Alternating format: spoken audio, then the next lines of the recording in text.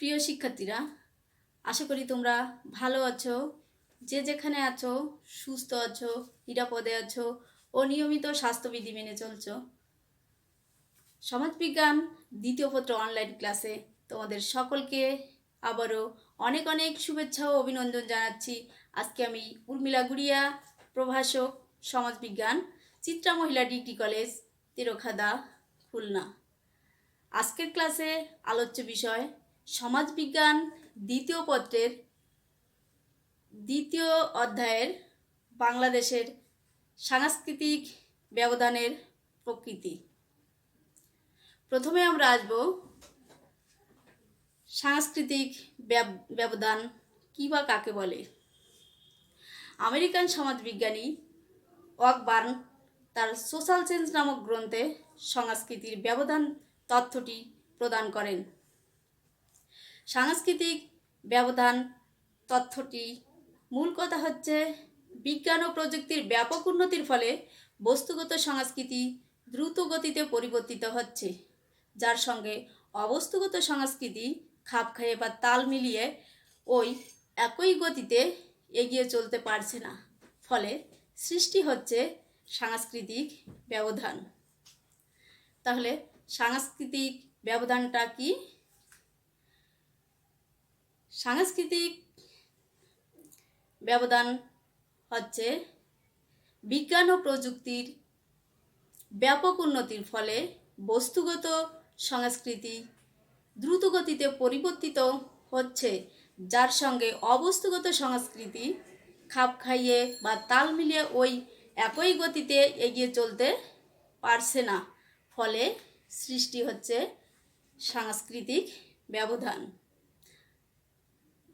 সাংস্কৃতিক ব্যবধান সম্পর্কে অবশ্যই ওয়াকবার্ন এর পূর্বে কতিপয় তাত্ত্বিক ধারণা দিয়েছেন। তাদের মধ্যে ব্রিটিশ ইতিহাসবিদ সামনার, জার্মান মনোবিদ ও সমাজবিজ্ঞানী মুলার লায়ার, ইংরেজি দার্শনিক ও সমাজবিজ্ঞানী স্পেন্সার এর নাম উল্লেখযোগ্য। স্পেন্সার সাংস্কৃতিক ব্যবধানকে দি ডেড হ্যান্ড বলে আখ্যায়িত করেন। তবে ওয়াকবার্নই সম্ভবত প্রথম সমাজবিজ্ঞানী যিনি এই বিষয়টিকে একটি পূর্ণাঙ্গ তাত্ত্বিক মর্যাদায় প্রতিষ্ঠিত করেন। ওয়াকবার্নের মতে নানা ধরনের যান্ত্রিক আবিষ্কারের ফলে সমাজ দ্রুত গতিতে পরিবর্তিত হচ্ছে। এই দ্রুত পরিবর্তনটি ঘটেছে মূলত বস্তুগত সংস্কৃতি তথা ঘরবাড়ি, হাতিয়ার, যন্ত্রপাতি, তৈজসপত্র, কলকারখানার পণ্য, যোগাযোগ ব্যবস্থা ইত্যাদির ক্ষেত্রে। অন্যদিকে অবস্তুগত সংস্কৃতি যেমন ধর্ম, আদর্শ, মূল্যবোধ, নৈতিকতা, সরকার, পরিবার, শিক্ষা ইত্যাদি ক্ষেত্রে পরিবর্তনটি বস্তুগত সংস্কৃতির তুলনায় খুবই ধীর, ফলে উভয় সংস্কৃতির মধ্যে ব্যবধান চোখে পড়ে। তাহলে ওয়াকবার্নের মতে সাংস্কৃতিক ব্যবধানটা কি? ওয়াকবার্নের মতে নানা ধরনের যান্ত্রিক আবিষ্কারের ফলে সমাজ দ্রুত গতিতে পরিবর্তিত হচ্ছে। এই দ্রুত পরিবর্তনটি ঘটেছে মূলত বস্তুগত সংস্কৃতি তথা ঘরবাড়ি, আসবাবপত্র, হাতিয়ার, যন্ত্রপাতি, তৈজসপত্র, কলকারখানার পণ্য, যোগাযোগ ব্যবস্থা ইত্যাদি ক্ষেত্রে। অন্যদিকে অবস্তুগত সংস্কৃতি যেমন ধর্ম, আদর্শ, মূল্যবোধ, নৈতিকতা, সরকার, পরিবার, শিক্ষা ইত্যাদি ক্ষেত্রে পরিবর্তনটি বস্তুগত সংস্কৃতির তুলনায় ধীর, ফলে উভয় সংস্কৃতির মধ্যে ব্যবধান চোখে পড়ে। সাংস্কৃতিক ব্যবধান তথ্যটি বিশ্লেষণ করে দেখা যাচ্ছে সংস্কৃতির দুইটি ধরনের মধ্যে একটি কোনো এক সময় অন্যটির থেকে দ্রুত গতিতে পরিবর্তন হওয়ার ফলে সমাজে অসামঞ্জস্যতা দেখা দেয়। এক্ষেত্রে পিছিয়ে পড়া অংশটিকে অগ্রসর অংশটির সাথে খাপ খাওয়ানোর চেষ্টা চালিয়ে যেতে হয়। সংস্কৃতির এক অংশের এই পিছিয়ে পড়া এবং সেই অংশের সাথে কাটিয়ে ওঠার প্রবণতাই হচ্ছে সাংস্কৃতিক ব্যবধান। উদাহরণ হিসেবে বলা যায়, নানাবিধ আবিষ্কার ও উদ্ভাবনের ফলে সমাজের অবস্থাগত দিক যেমন ধর্ম, শিক্ষা, মূল্যবোধ প্রভৃতি অপেক্ষা বস্তুগত দিক যেমন বাসস্থান, হাতিয়ার, তৈজসপত্র, যন্ত্রপাতি ইত্যাদির দ্রুত দ্রুত গতিতে পরিবর্তিত হয়। ফলে বস্তুগত অংশের সাথে অবস্তুগত অংশের ব্যবধান সৃষ্টি হয়। পিছিয়ে পড়া অবস্তুগত সংস্কৃতিকে তখন শূন্যতা বা অসামঞ্জস্যতা মোকাবেলায় তৎপর হতে হয়। তাহলে সাংস্কৃতিক ব্যবধান তথ্যটি বিশ্লেষণ করলে কি দেখা যায়? সংস্কৃতির দুটি ধরনের মধ্যে একটি কোনো এক সময় অন্যটি থেকে দ্রুত গতিতে পরিবর্তন হওয়ার ফলে সমাজের অসামঞ্জস্যতা দেখা দেয়। এক্ষেত্রে পিছিয়ে পড়া অংশটি অগ্রসর অংশটির সাথে খাপ খাওয়ানোর জন্য চেষ্টা চালিয়ে যেতে হয়। সংস্কৃতির এক অংশের এই পিছিয়ে পড়া এবং সেই অংশ কাটিয়ে ওঠার প্রবণতাই হচ্ছে সাংস্কৃতিক ব্যবধান। উদাহরণস্বরূপ বলা যায় কি নানাবিধ আবিষ্কার ও উদ্ভাবনের ফলে সমাজের অবস্থাগত দিক যেমন ধর্ম, শিক্ষা, মূল্যবোধ প্রভৃতি অপেক্ষা বস্তুগত দিক যেমন বাসস্থান, আসবাবপত্র, তৈজসপত্র, যন্ত্রপাতি ইত্যাদি দ্রুত গতিতে পরিবর্তিত হয়। ফলে বস্তুগত অংশের সাথে অবস্তুগত অংশের ব্যবধান সৃষ্টি হয়। আর এই পিছিয়ে পড়া অবস্তুগত সংস্কৃতিকে তখন কিসের মোকাবেলায় তৎপর হতে হয়? তখন শূন্যতা বা অসামঞ্জস্যতা মোকাবেলায় তৎপর হতে হয়। অকবার্ন তার এই তত্ত্বটি প্রদান করতে গিয়ে জার্মান দার্শনিক ও অর্থনীতিবিদ কার্ল মার্কস প্রদত্ত ইতিহাসের বস্তুবাদী ব্যাখ্যা দ্বারা অনেকখানি প্রভাবিত হন। তবে তিনি মার্কসের বস্তুবাদী ব্যাখ্যাকে ভিন্ন অর্থে ব্যবহার করেন। তার মতে সংস্কৃতির দুটি দিক রয়েছে। এই দুটি দিক কি? একটি হচ্ছে স্বাধীন এবং অন্যটি নির্ভরশীল। সংস্কৃতির স্বাধীন দিকটি হতে পারে প্রযুক্তিগত, অর্থনৈতিক, রাজনৈতিক, ভাবাদর্শগত বা অন্য যে কোনো বিষয়। অকবার্নের মতে সংস্কৃতির স্বাধীন দিকটি নির্ভরশীল দিকটিকে পিছনে ফেলে দেয় এবং সেই নির্ভরশীল দিকটিকে তখন সামঞ্জস্য বিধানের জন্য তৎপর হতে হয়। তিনি উদাহরণ দিয়ে দেখান যে মোটর গাড়ি হচ্ছে স্বাধীন সংস্কৃতি আর রাস্তা হচ্ছে নির্ভর সংস্কৃতি। মোটর গাড়ির সংখ্যা দিন দিন বেড়ে যাওয়ার ফলে রাস্তায় যানজট সমস্যা দেখা দেয়, আর এই সমস্যা দূরীকরণে রাস্তা প্রশস্তকরণের প্রয়োজন হয়ে পড়ে। তাহলে অকবার্ন তার এই তত্ত্ব প্রদান করতে গিয়ে জার্মান দার্শনিক ও অর্থনীতিবিদ কার্ল মার্কস প্রদত্ত ইতিহাসের বস্তুবাদী ব্যাখ্যা দ্বারা অনেকখানি প্রভাবিত হয়েছেন। তবে তিনি মার্কসের বস্তুবাদী ব্যাখ্যা দ্বারা অনেকখানি প্রভাবিত হয়েছেন। আর তিনি মার্কসের বস্তুবাদী ব্যাখ্যাকে বিভিন্ন অর্থে ব্যবহার করেন। তার মতে সংস্কৃতির কয়টি দিক রয়েছে? সংস্কৃতির দুইটি দিক রয়েছে। এই দুইটি দিক কি? একটি হচ্ছে স্বাধীন দিক এবং অন্যটি হচ্ছে নির্ভরশীল। আর এই স্বাধীন দিকটি কি?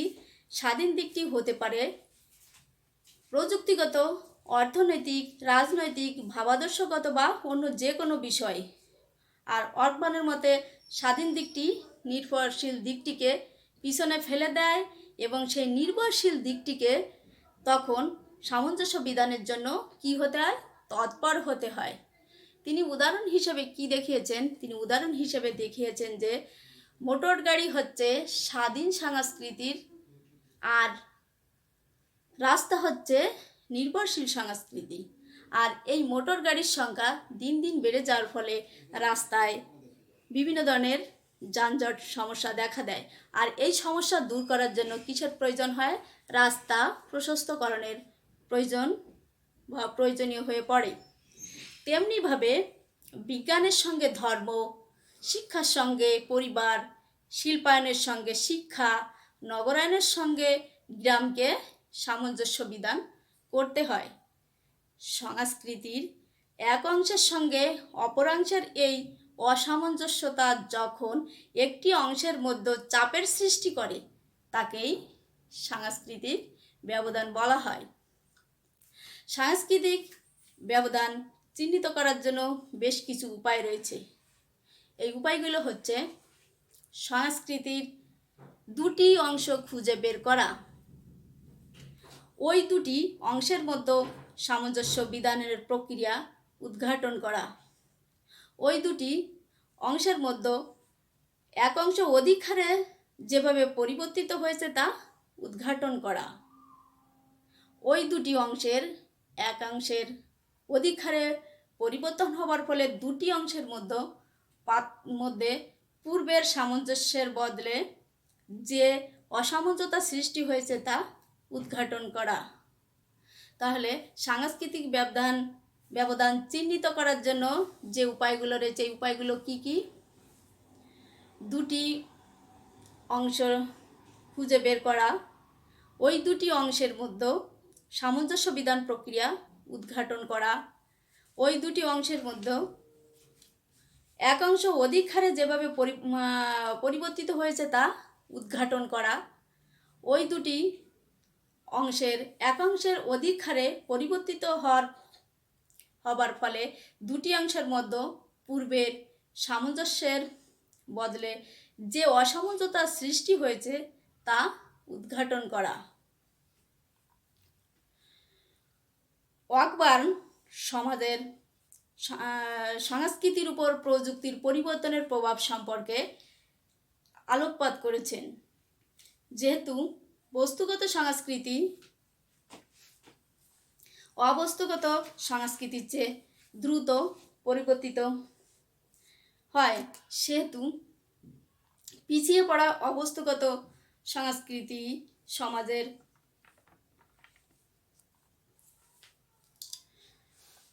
সমাজের ভারসাম্য রক্ষার জন্য খাপ খেয়ে চলতে হয়। ওয়াকবার্নের মতে আধুনিক মানুষের অন্যতম সমস্যা হলো প্রযুক্তি তথা যান্ত্রিক সভ্যতার সঙ্গে নিজেদের চিন্তা ও আচরণকে খাপ খাইয়ে নেওয়া। তিনি বলেন, আধুনিক রাষ্ট্রগুলোর যোগাযোগ ব্যবস্থার উন্নতির ফলে পরস্পর খুবই নিকটবর্তী হয়েছে এবং এক দেশ অন্য দেশের উপর নানা কাজে নির্ভরশীল হচ্ছে। এমন অবস্থায় আন্তর্জাতিক সম্পর্কের পুরনো নীতি আধুনিক চাহিদা মেটাতে ব্যর্থ হচ্ছে।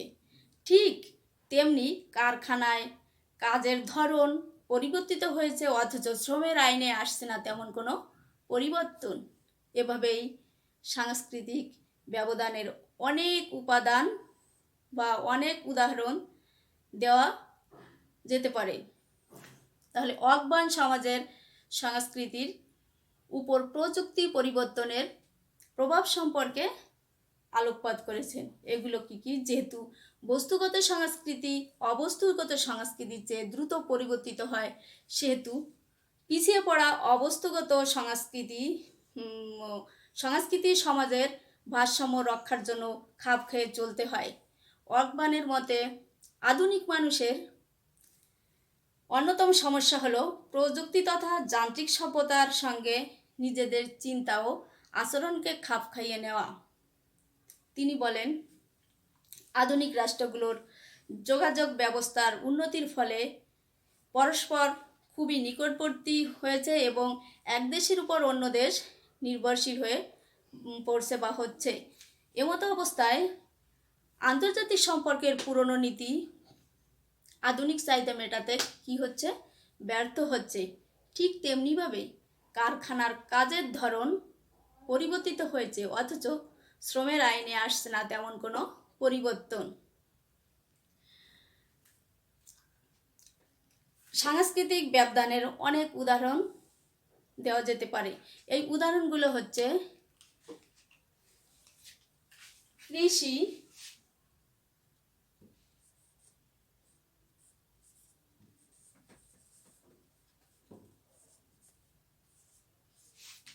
শিক্ষা,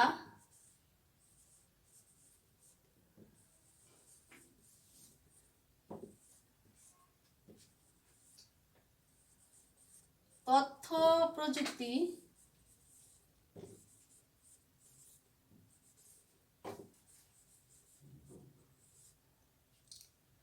ভাষা,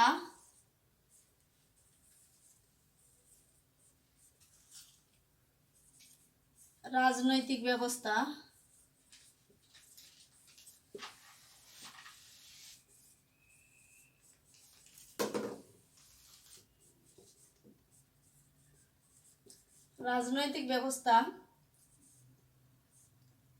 নগরায়ন,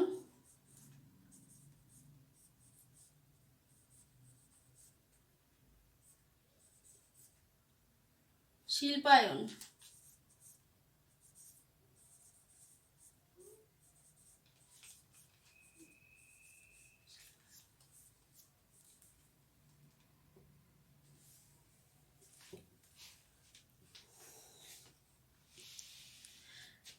তাহলে এই উদাহরণগুলো কি কি? কৃষি, শিক্ষা, তথ্য প্রযুক্তি, ভাষা, রাজনৈতিক ব্যবস্থা, নগরায়ন ও শিল্পায়ন। তো এখন আমরা আসবো কৃষি সম্পর্কে। বাংলাদেশ কৃষি প্রধান দেশ। এদেশের শতকরা ৮০% মানুষ প্রত্যক্ষ বা পরোক্ষভাবে কৃষির উপর নির্ভরশীল। বাংলাদেশ কৃষিক্ষেত্রে নীরব বিপ্লব সাধিত হয়েছে। ইতিমধ্যে কৃষিতে অনেক উন্নত প্রযুক্তির প্রয়োগ ঘটেছে, যেমন পাওয়ার টিলার, সেচ যন্ত্র, নিড়ানি, মাড়াই মেশিন, শস্য কর্তন মেশিন ইত্যাদি। কিন্তু প্রযুক্তিগত জ্ঞান তথা অবস্থাগত সংস্কৃতির অভাবের কারণে দেশের সাধারণ কৃষক এ সকল উন্নত প্রযুক্তি ব্যবহারে পিছিয়ে পড়ছে। ফলে সাংস্কৃতিক ব্যবধানের সৃষ্টি হচ্ছে এবং দেশের আর্থসামাজিক উন্নতি ব্যাহত হচ্ছে। তাহলে বাংলাদেশ কোন ধরনের দেশ? কৃষি প্রধান দেশ। এদেশের কত ভাগ মানুষ প্রত্যক্ষ বা পরোক্ষভাবে কৃষির উপর নির্ভরশীল? শতকরা ৮০%। বাংলাদেশের কৃষিক্ষেত্রে নীরব বিপ্লব সাধিত হয়েছে। ইতিমধ্যে কৃষিতে অনেক উন্নত প্রযুক্তির প্রয়োগ ঘটেছে। আর এগুলো কি কি? পাওয়ার টিলার, সেচ যন্ত্র, নিড়ানি যন্ত্র, মাড়াই মেশিন, শস্য কর্তন মেশিন ইত্যাদি। কিন্তু প্রযুক্তিগত জ্ঞানের অভাবে এদেশের সাধারণ কৃষক এই সকল উন্নত প্রযুক্তির ব্যবহারে পিছিয়ে পড়ছে। ফলে সাংস্কৃতিক ব্যবধানের সৃষ্টি হচ্ছে এবং দেশে আর্থসামাজিক উন্নতি ব্যাহত হচ্ছে। এরপরে আমরা আসবো শিক্ষা।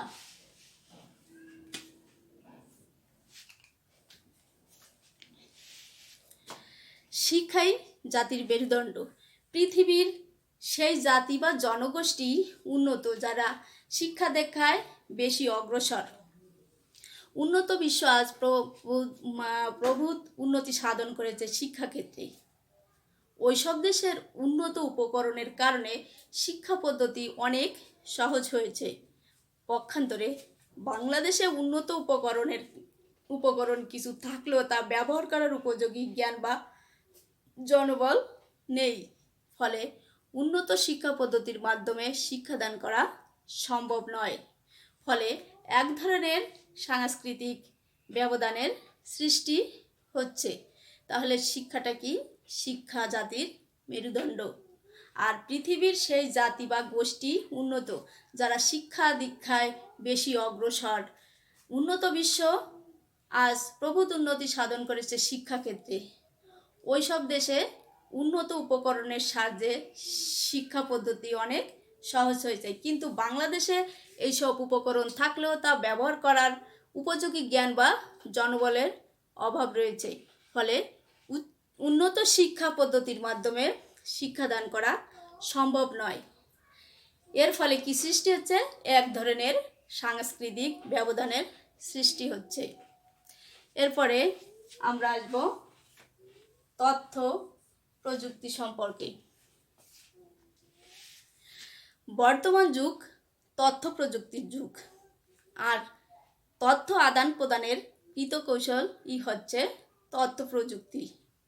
এটা মূলত তথ্য প্রযুক্তি ভিত্তিক এক ধরনের যোগাযোগ ব্যবস্থা। তথ্য প্রযুক্তি বিষয়কর উন্নতি ঘটেছে কম্পিউটার, ডিজিটাল টেলিফোন ও সাবমেরিন কেবলের সহায়তায়। মোবাইল ফোন, ল্যাপটপ, ইন্টারনেটের সহায়তায় বিশ্বের সকল নাগরিক সমাজ একে অন্যের কাছাকাছি চলে আসছে।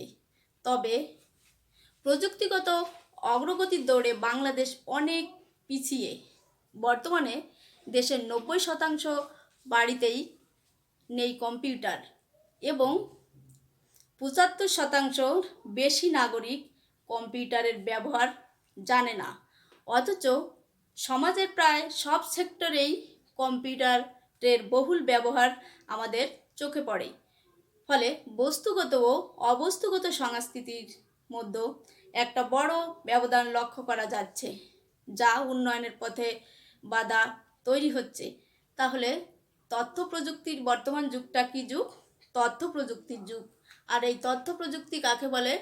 তথ্য আদান প্রদানের কৌশলকেই তথ্য প্রযুক্তি বলে। এটা মূলত তথ্য প্রযুক্তি ভিত্তিক এক ধরনের যোগাযোগ ব্যবস্থা।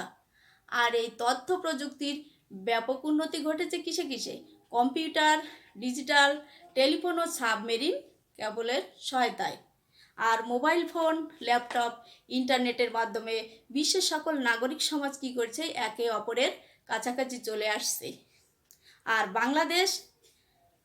বাংলাদেশ এই তথ্য প্রযুক্তির অগ্রগতিতে অনেক পিছিয়ে। বর্তমানে দেশে 90% বাড়িতেই নেই কম্পিউটার, আর 75%ই এই কম্পিউটারের ব্যবহার জানে না। অথচ আমাদের সমাজে প্রায় সব সেক্টরেই এই কম্পিউটারের ব্যবহার আমাদের চোখে পড়ে। ফলে বস্তুগত সংস্কৃতির মধ্যে একটা বড় ব্যবধান লক্ষ্য করা যাচ্ছে, যা উন্নয়নের পথে বাধা তৈরি হচ্ছে। এরপরে আমরা আসব ভাষা সম্পর্কে।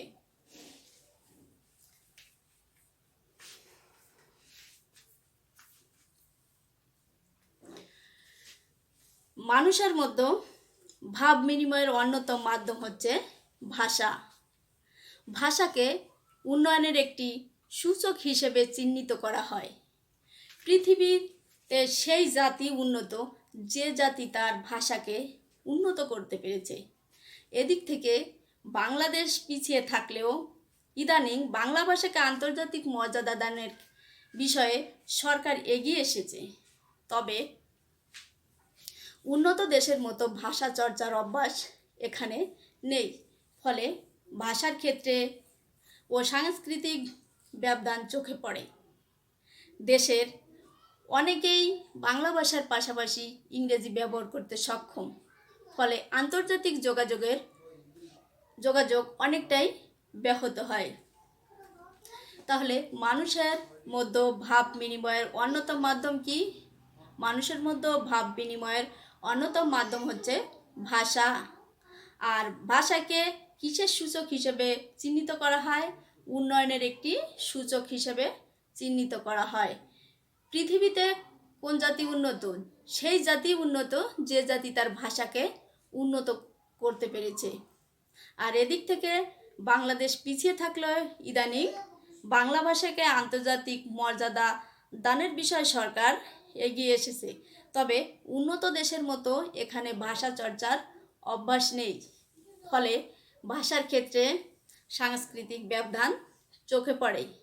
আর বর্তমানে দেশে অনেকেই বাংলা ভাষার পাশাপাশি ইংরেজি ভাষাও ব্যবহার করতে সক্ষম। ফলে আন্তর্জাতিক যোগাযোগে অনেকটাই ব্যাহত হয়। এরপরের বিষয় রাজনৈতিক ব্যবস্থা। আধুনিক ধ্যান ধারণার প্রসার ও মানুষের প্রয়োজন বিবেচনা করে বাংলাদেশের রাজনৈতিক ব্যবস্থায় অনেক পরিবর্তন এসেছে। উদাহরণ হিসেবে বলা যায়, পাশ্চাত্যের অনুসরণে রাজনীতির সর্বক্ষেত্রে গণতন্ত্রের চর্চা শুরু হয়েছে, কিন্তু প্রাতিষ্ঠানিকভাবে গণতন্ত্রের চর্চা শুরু হলেও রাজনীতিবিদদের মানসিকতা এখনও পুরোপুরি গণতান্ত্রিক হয়নি। ফলে সৃষ্টি হচ্ছে সাংস্কৃতিক ব্যবধান। তাহলে আধুনিক ধ্যান ধারণার প্রসার ও মানুষের প্রয়োজন বিবেচনা করে বাংলাদেশের রাজনৈতিক ব্যবস্থায় কী এসেছে, অনেক পরিবর্তন এসেছে। উদাহরণ হিসেবে বলা যায় কি, পাশ্চাত্যের অনুসরণে রাজনীতির সর্বক্ষেত্রে গণতন্ত্রের চর্চা শুরু হয়েছে, কিন্তু প্রাতিষ্ঠানিকভাবে গণতন্ত্রের চর্চা শুরু হলেও রাজনীতিবিদদের মানসিকতা এখনও পুরোপুরি গণতান্ত্রিক হয়নি। ফলে সৃষ্টি হচ্ছে কি, সাংস্কৃতিক ব্যবধান। এরপরে আসবো আমরা নগরায়ন। নগরায়ন হলো নগর তৈরির প্রক্রিয়া। দেশের নগরায়ন বৃদ্ধির হার দ্রুত গতিতে বেড়ে চলছে। বর্তমানে দেশে প্রায় 24% মানুষ নগরে বাস করে। তবে দেশে নগরায়ন যে হারে বৃদ্ধি পাচ্ছে, নাগরিক মানসিকতা সে তুলনায় অনেক পিছিয়ে আছে। অর্থাৎ বস্তু জগতের উন্নতির সাথে তাল মিলিয়ে মনোজগতের উন্নতি সম্ভব হচ্ছে না। ফলে সাংস্কৃতিক ব্যবধান দেখা দিচ্ছে। এ কারণে দেশে আর্থসামাজিক উন্নয়ন কর্মকাণ্ড ব্যাহত হচ্ছে। তাহলে নগরায়নটা কি? নগরায়ন হলো নগর তৈরির প্রক্রিয়া। আর দেশে যে হারে নগরায়ন বৃদ্ধি পাচ্ছে, সেই তুলনায় কি হচ্ছে, নগরের মানসিকতা বাড়ছে না। বর্তমানে দেশে প্রায় কত শতাংশ মানুষ নগরের বাসিন্দা? 24% মানুষ নগরের বাসিন্দা। অর্থাৎ বস্তু জগতের উন্নতির সাথে তাল মিলিয়ে মনোজগতের উন্নতি সম্ভব হচ্ছে না। ফলে সাংস্কৃতিক ব্যবধানের সৃষ্টি হচ্ছে।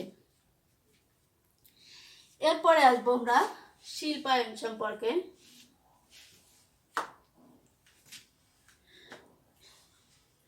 শিল্পায়ন পদটি দ্বারা মূলত শিল্পের সাহায্যে কৃষি সমাজ থেকে যান্ত্রিক সমাজের বিকাশকে বোঝানো হয়েছে। দেশে বর্তমানে ক্ষুদ্র ও মাঝারি শিল্পের অনেক বিকাশ ঘটেছে। শিল্পের বিকাশের সাথে সাথে মানুষের মানসিকতার পরিবর্তন ঘটে থাকে। তবে বাংলাদেশে যে হারে শিল্পায়ন ঘটেছে, সে তুলনায় বস্তুগত সংস্কৃতির বিকাশ ঘটছে না। ফলে সমাজে সাংস্কৃতিক ব্যবধান সৃষ্টি হচ্ছে, যার পরিণতিতে দেশের শিল্প উৎপাদন কার্যক্রম ব্যাহত হচ্ছে। তাহলে শিল্পায়নটা কি? শিল্পায়ন পদটি দ্বারা শিল্পের সাহায্যে কৃষি সমাজ থেকে যান্ত্রিক সমাজের বিকাশকে বোঝানো হয়েছে। দেশে বর্তমানে ক্ষুদ্র ও মাঝারি ধরনের শিল্পের বিকাশ ঘটেছে। শিল্প বিকাশের সাথে সাথে মানুষের মানসিকতার পরিবর্তন ঘটেছে। তবে বাংলাদেশে যে হারে শিল্পোন্নয়ন ঘটেছে, সে তুলনায় অবস্তুগত সংস্কৃতির বিকাশ ঘটছে না। ফলে সমাজে সাংস্কৃতিক ব্যবধানের সৃষ্টি হচ্ছে, যার পরিণতিতে দেশে শিল্প উৎপাদন কার্যক্রম ব্যাহত হচ্ছে। প্রিয় শিক্ষার্থীরা, আজকে ক্লাস এ পর্যন্তই। পরবর্তী ক্লাসে আবার দেখা হবে। ততক্ষণে সবাই ভালো থেকো, সুস্থ থেকো, নিরাপদে থেকো। সবাইকে ধন্যবাদ।